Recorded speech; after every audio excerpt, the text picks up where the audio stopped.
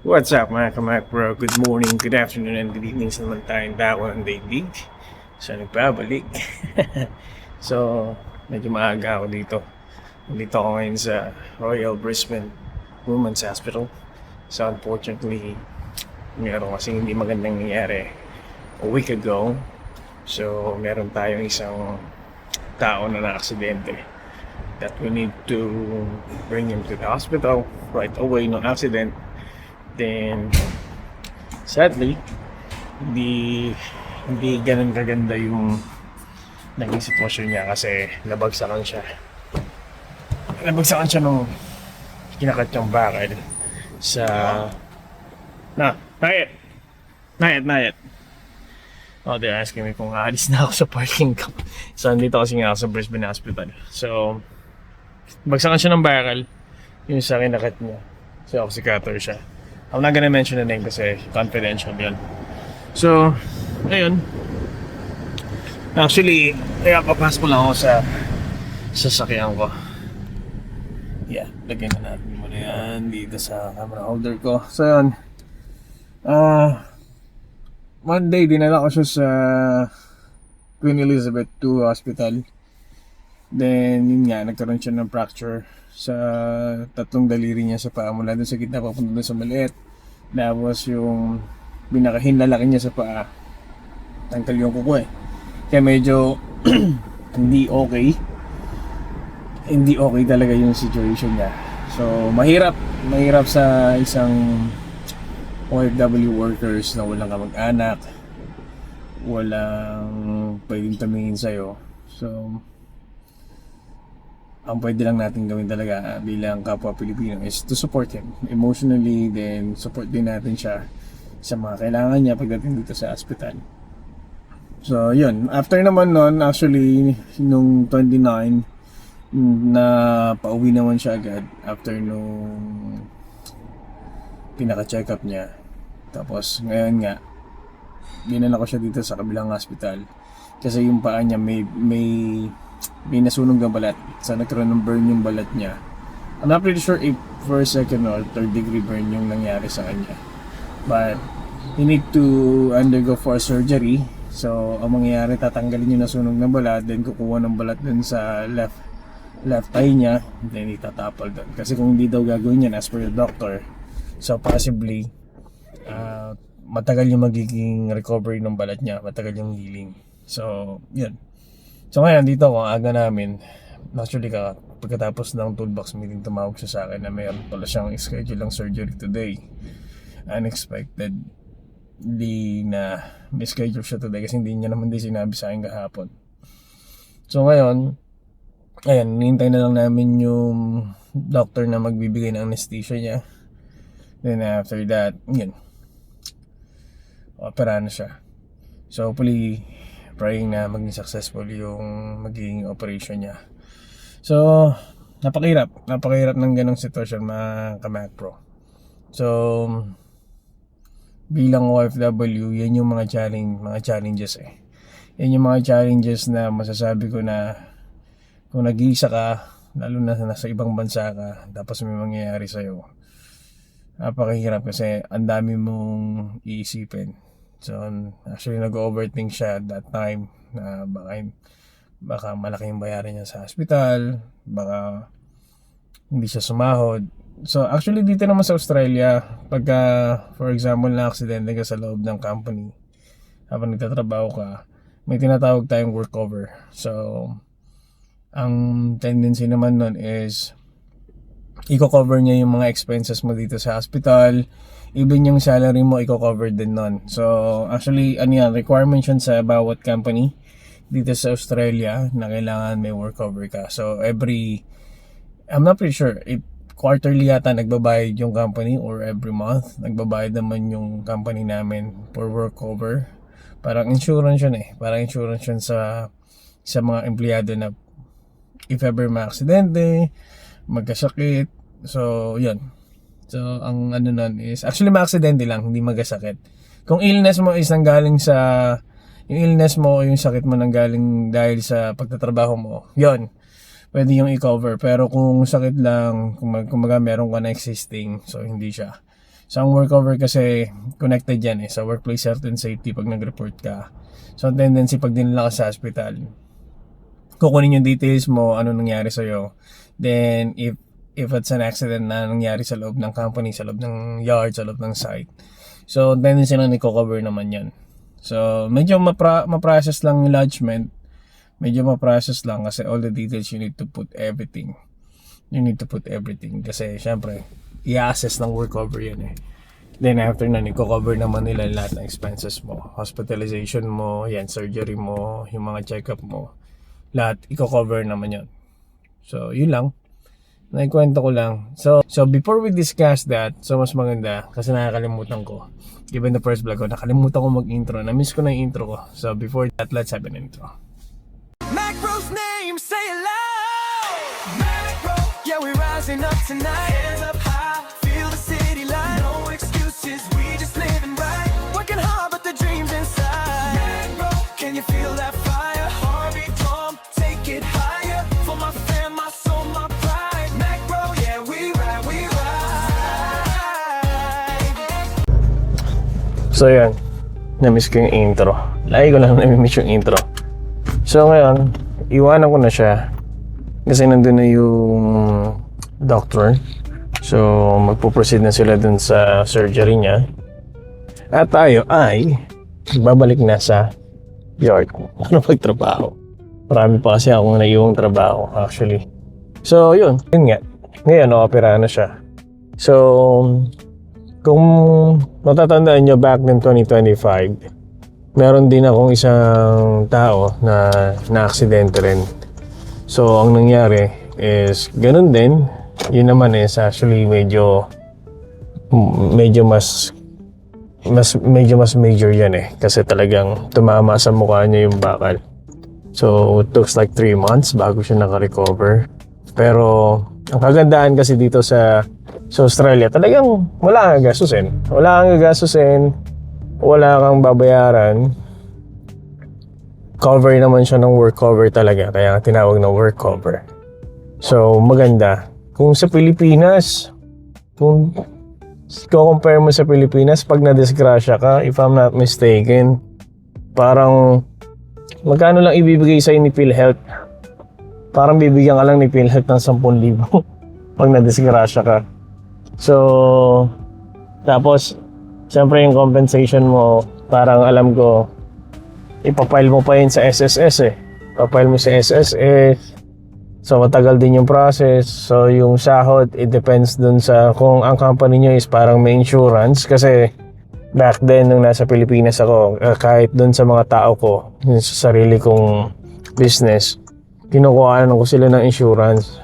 Pagdating sa mga aksidente na yan. So, kinukuha na ko sila ng insurance para kahit papano, merong kahit papanong support financially pagdating sa hospitalization, operation, yung mga ganyan, surgery. So, ganon. Pero hindi ganon kalaki Kaya, honestly, dito, tulad ng sinabi ko, talaga napakaganda ng system nila. Maganda yung support pagdating sa government. Maganda rin yung support ng mga company kasi like what I said, required yun. Lahat ng company, especially if nasa high risk industry ka, talagang required yun na kumuha ang company ng work cover para sa mga tao. Especially kung under visa pa lang yung tao, hindi pa naman permanent residency, required talaga yon.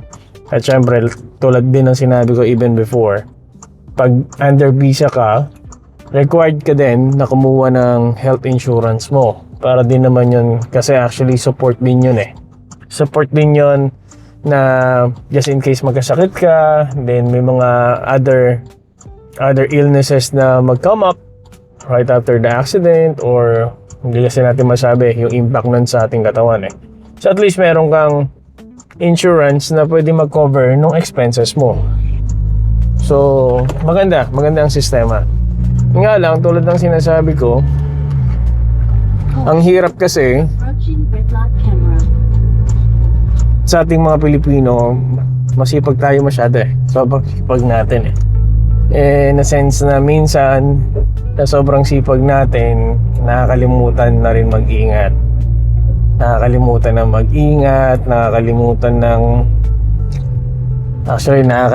ng sundin yung procedure, which is napakahirap kasi pagka binaypass mo ang procedure. Once ang procedure na bypass mo as a health and safety manager, once na binaypass mo ang procedure, I can guarantee you na ma-aksidente ka. Kaya tayo nag-i-implement ng tamang standard operating procedure sa trabaho. Is para yun yung maging guide mo eh. Para yun yung maging guide mo para to avoid any accident or injuries, worse is fatalities. So kaya kami nag-i-implement yan. As a work health and safety professional, yan, pinaghihirapan naming tingnan, aralin yung trabaho nyo just for us to have a proper methodology, a proper standard operating procedure para magkaroon tayo ng tamang sistema, tamang approach dun sa trabaho para, tulad ng sinabi ko, maiwasan natin yung aksidente. So once kasi na nag-shortcut ka, once na iniba mo yung approach o iniba mo yung procedure, ayan yung mangyayari. Ganyan yung mangyayari. So hindi siya, honestly, hindi siya madali. Wait lang, sagutin ko lang yung tawag. Hi, Sammy. Good morning, brother. Good. How's it going? Oh, good, brother. Brother, you're picking up your cars. Where you want it? Just bring it to Archer Field. Bring it to Archer. Yes, sir. Cool. Okay, cool. And Yep. also, I got a little problem. Mm-hmm. You know that guy who keep sending message to everyone. That guy I had. Gurpreet? Gurjeet? Yeah, Gurpreet, yeah. yes. So that guy basically he's supposed to work. He told us, he confirmed with me and Raman that he's coming that day. He's supposed to pick up 4 containers, but after that he never answered our phone and never sent us message or anything. Yeah. So RMI missed bookings, like 4 bookings. Yeah, actually, I am aware with that. So yes, that's right. Are you aware? Yeah, it's just being discussed to me right after the day that you guys doesn't show up to pick up the boxes. So yeah. Yeah. So on that scenario, look, what I was talking to Rama, like, hey, how come we didn't know? And he said, because we was assuming that he's working. Mhm. So if let's say if he's working for RMI or anyone day, if we don't know, we can't take any action. You know what I mean? Like we wouldn't know if that guy hasn't showed up. I understand that. I understand your point, but the point is Like, let's when it say- comes to the let's end. say- Yeah, just hear me out. The point is when it comes to my people, especially the night shift boys, they will not gonna notice it. Mhm. They will not gonna notice it because their function is just to load the container, Yeah. put it on your truck, and not even noticing if your driver didn't show up. Happen these days. No one, even especially these drivers, no one take any responsibility. So if 2 guys make a plan, okay, like if let's fuck over Sam, 2 night guys parked it up without telling us. So this is, there's no one day who could tell, hey, this is happening, and the charges get passed on me because. What I'm thinking, brother, the lapses is not just with Raman. There's no lapses with Raman because Raman is working in a morning shift. There's no lapses on your end. It's the lapses of your driver. Why? Gonna pay, and he said. So why don't you just charge him with whatever charges that you might gonna get from RMI? Because we cannot. That's the plan. But the problem is, that guy taking us advance from us. That's really bad. You see, so what happened is these drivers sometimes not just him, let's say another 2 drivers, they're talking to each other, something pissed them off, they will say, you know what, let's just park it up, go home, Yeah. So No, yeah, that's actually the problem if you're running a business as well, and you have people who's not really, it's not who don't give a fuck whatever it gotta happen. So they just Yeah, thinking that's it. they're just thinking about themselves. That's it. So that's the that's the downline.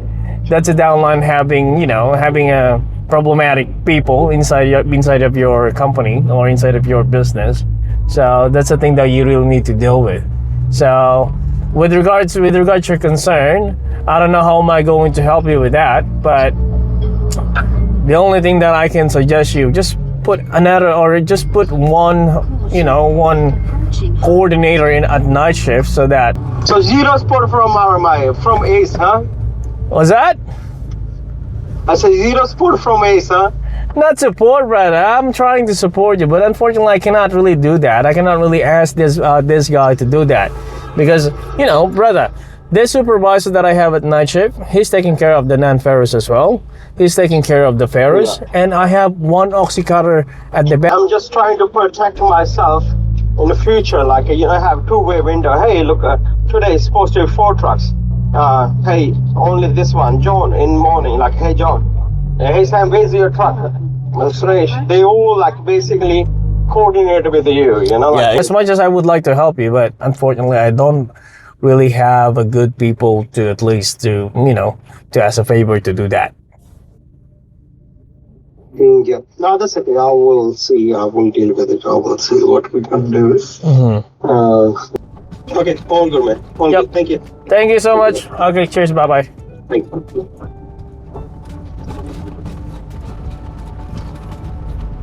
So, ayun na nga.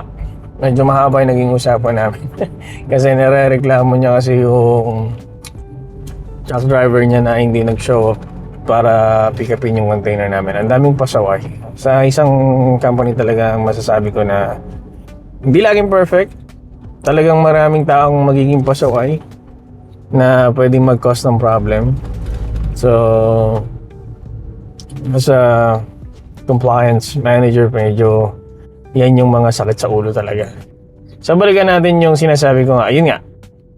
Kaya tayo gumagawa ng standard operating procedure. Kasi yun yung inaral natin yung paano yung magiging ligtas yung procedure ng isang trabaho. So, kung hindi mo susundin yan, kung hindi mo gagawin yan, napakalaki ng percentage na madidisgrasya at madidisgrasya ka. Mga kamak bro, once na madisgrasya ka, especially sa loob ng trabaho, ang daming mawawala sa'yo eh. Ang daming pwedeng mawala sa'yo. Then, pwedeng maging permanent. Pwedeng maging permanent or pwedeng umabot ng months pagka na-injury ka. So, ang advice ko lang mga kamakbo, especially mga nagtatrabaho sa abroad, no? Kung ano yung sinasabi ng manager nyo, kung ano yung binigay na documents, instruction ng manager nyo, follow it.